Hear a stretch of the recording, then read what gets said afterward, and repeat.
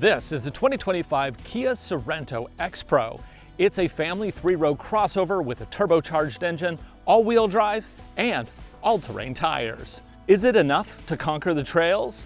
We're going to find out right now on Driving Sports TV. This episode of Driving Sports TV is brought to you by Onyx Off-Road. Click the link below to save 20% off your new membership using the code DSTV. The Kia Sorento had a significant update just last year in 2024. At that time, we did a full review of it, including road and trail impressions.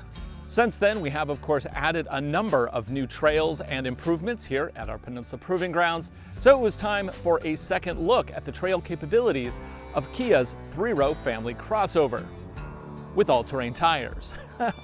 Now, it does have one significant upgrade for 2025, at least that I know of.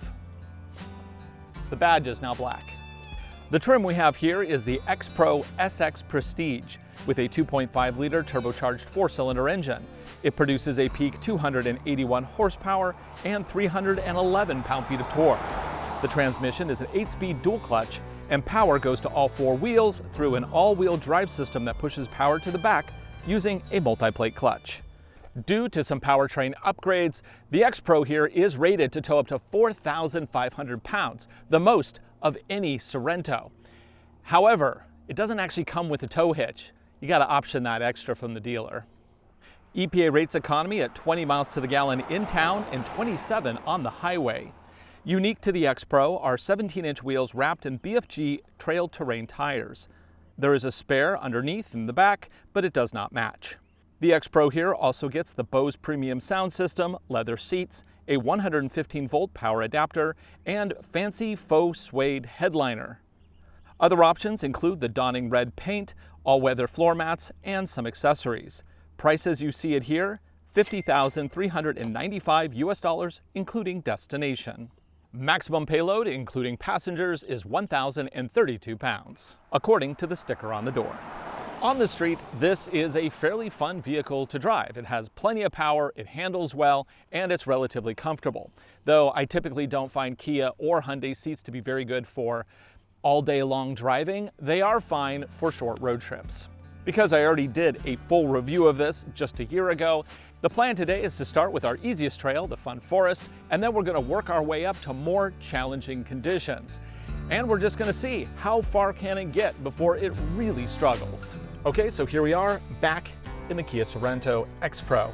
Now the XPro, it kind of feels to me like put on some all-terrain tires and blammo, you have an off-road trim. But it doesn't have anything that you would really want on an off-road trim. There's no underbody protection, there's no revised front for a better approach angle. It is just all-terrain tires on a Sorento, but Kia chose to put all-terrain tires on this vehicle, so there is a level of expectation that we have. If you put all-terrain tires on a vehicle like this, I expect it should be able to do some pretty basic all-terrain things. And that means going through some semi-technical trails and also mastering dirt roads. And we're going to start with the dirt road right now. I'm going to start this off by dialing it over into sport mode. I'm also going to lock the center clutch. Now, this is where I have a real issue with Kia's. On Kia's own media website, in the graph where they show features for all of their vehicles, the Sonata specifically says it has a center locking differential. A clutch pack is not a differential in the traditional sense. When it creates slip, it creates heat, which means that it'll shut down. This is not a differential. A differential is what is in the Land Cruiser, a torsion center diff. A differential is what is in Ineos Grenadier. Basically, they are overshooting and overstating the equipment that is on the vehicle by calling it a differential. You have to do some pretty major mental gymnastics to call a multi-plate clutch a differential. I'm sure there's somebody who can justify it, but it is not a differential in the traditional sense, specifically when dealing with off-road vehicles. And I really wish Kia would change their terminology, because it is, at the nicest, it's a little misleading, and more accurately, it's dishonest. That said, What does it do? Well, this will basically tell the computer to start with that center clutch engaged so that we have all-wheel drive before it even engages in any slip. Otherwise, when it detects slip, it'll then engage and then shift power. It's a more direct way of involving the driver with the all-wheel drive system. So we're in drive, sport, lock, let's do it. I'm gonna do a little quick fun run here, just kind of, whoa, sport. Woo-hoo! What the heck? That was unexpectedly fun. It just pushed the back end out. Did you see that? I could feel it. That was pretty awesome.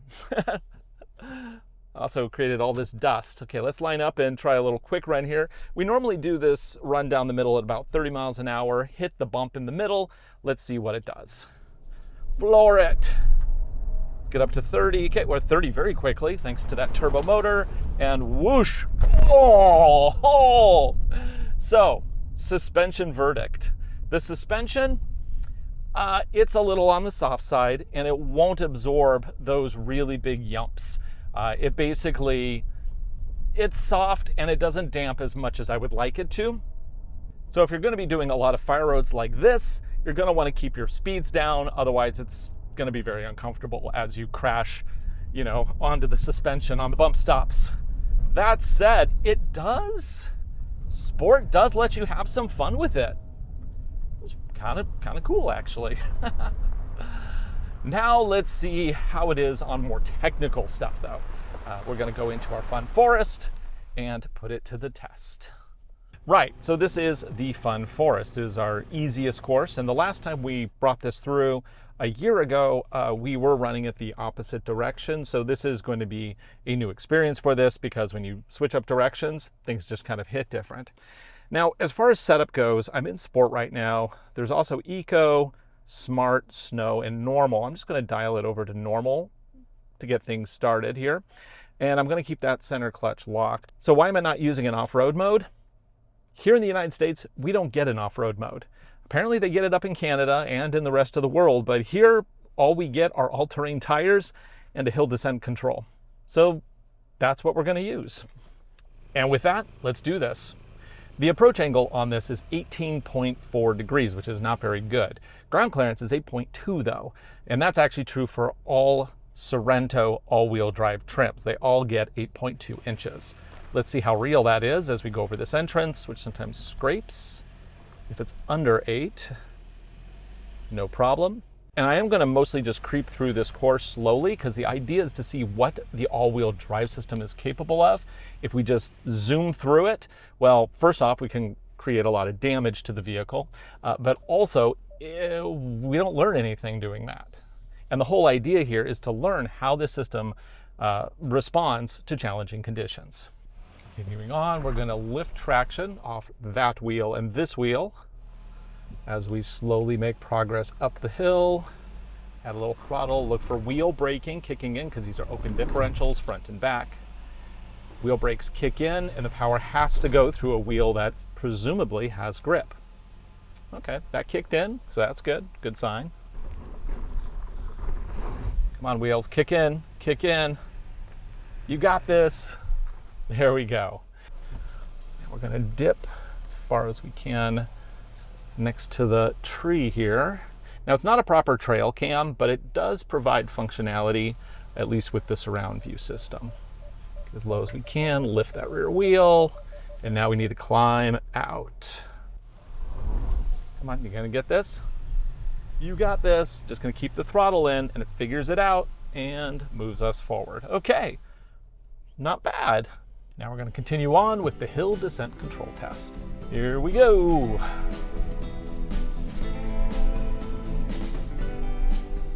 Now we're going to use the hill descent control system. There's a button right here. Hit that.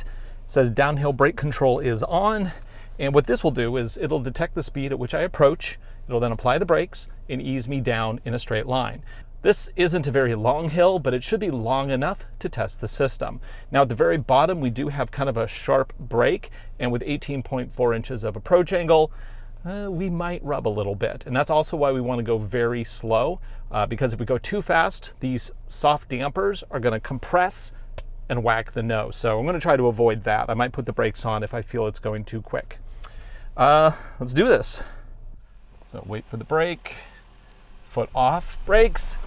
Oh, it took a long time to catch on. And that is the problem that I have with these type of systems.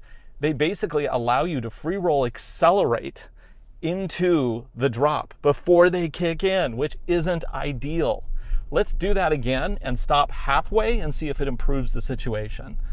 On that one, I basically rolled over the brake, but we didn't hit, so that's good. Okay, so on this one, I'm gonna go down halfway. Now here, we're in a precarious situation. This is probably 23, 24 degrees, maybe 25. I'm now just gonna take my foot off the brake and we're gonna let the vehicle ease me down. Oh, that's a hill holder lock. Okay, let's try. There we go.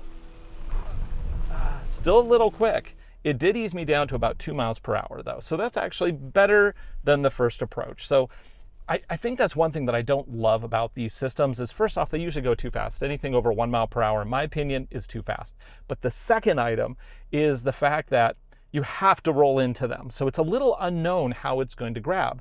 That first time, I basically let it roll me over the crest, and it went too fast. Second time, halfway, but I had a hill holder on. Once it released, it eased me down at a slower rate. I much prefer like a crawl control style system where you can set a specific speed. For me, that just seems to be a smarter, better way to do it. But this is how it is on the Kia. Let's move on to the next test. This is what we call the Ridgeline Trail. It is the newest addition to our system here. And we're gonna start here with a steep climb that's a little uneven and a little loose because we built this a little more than a month ago, so it hasn't had a chance to compact yet. So this is really gonna put the traction control systems to the test. Drive, lock, normal. Let's do it.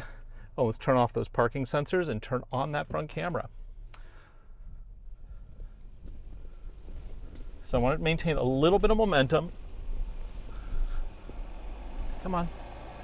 Can you get up? Can you get up? Ooh, traction kicks in. Have they improved the traction systems on this? I kind of feel like they have. Come on. Can you get me up this soft spot over the hump?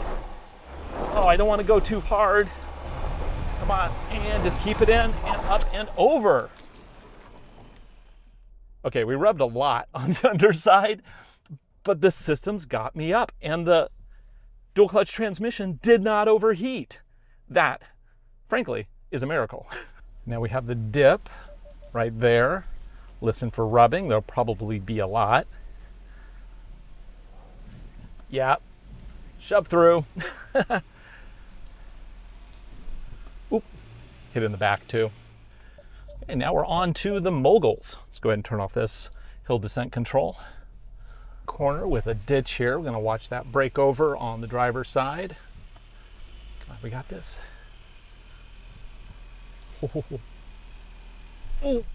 Oh, no rubbing. Kind of surprised actually. The Honda Passport, actually, even the Trail Sport, rubbed right there a lot. Although it did have a rock rail which extended the side panel down by about that much. But still, nice. Okay, let's continue on. And we're going to put our passenger side wheel in the ditch. It's going to lift that rear. Now, obviously, in something like a 4Runner, you would have enough articulation. It would reaches down almost to the ground here. On this one, yeah, not so much. Keep the throttle in. Moves us forward. Put the camera there. Come on, you got this. Just trying to ease it in. And there we go. Boom. Ha. Gonna get through. Now the downside with these type of systems compared to hard locking systems that you get on like a body on frame SUV is that these do really tear up the trail. I'm gonna have to go through the trails and actually fill in all these holes when I'm done, which is kind of why the Forest Service doesn't like these type of vehicles on their trails. They do cause a lot of trail damage, but it's a system that is effective. So it's kind of a, Now we're gonna go up and over a sand slide. Gonna lift that rear tire there. Just keep the throttle in. And with more use, of course, we introduce a higher possibility that this dual clutch will overheat. However, they have done some stuff to prevent that, hopefully, which is also why this gets a towing bump up to 4,500 pounds. It's cooling. It's all about cooling. Okay, well, that was pretty good. Let's go down the ridge and wrap this up. And that is this big hole right here. Come on, you gonna do this? So we'll probably rub the departure angle. If it can get, come on. This is always so tough. Come on. Straight. Can you do it? Can you do it? Boom! No error messages. Ha! Nice. I have to say, for trail use, I'm actually pretty impressed with this Sorento. It is much better than I thought it would be. It's comfortable to drive, the tech is good. I think the suspension is just a little too bouncy. That's my biggest issue with it. That, and I really would like a dedicated off-road mode to maybe clamp down on those wheel brakes a little bit sooner. Letting it spin so much combined with all-terrain tires just digs out the trails a lot. Oh, and I really would like to see Kia take the XPro line one step further. Give me a better approach angle. Give me something resembling underbody protection. This feels like one baby step in the right direction, but I feel like they could go even further. For Driving Sports TV, I'm Ryan Douthit. Thanks for watching. Be sure to like, subscribe, share videos. We make them for you. I hope you enjoy them, and we'll see you again right here on the next video.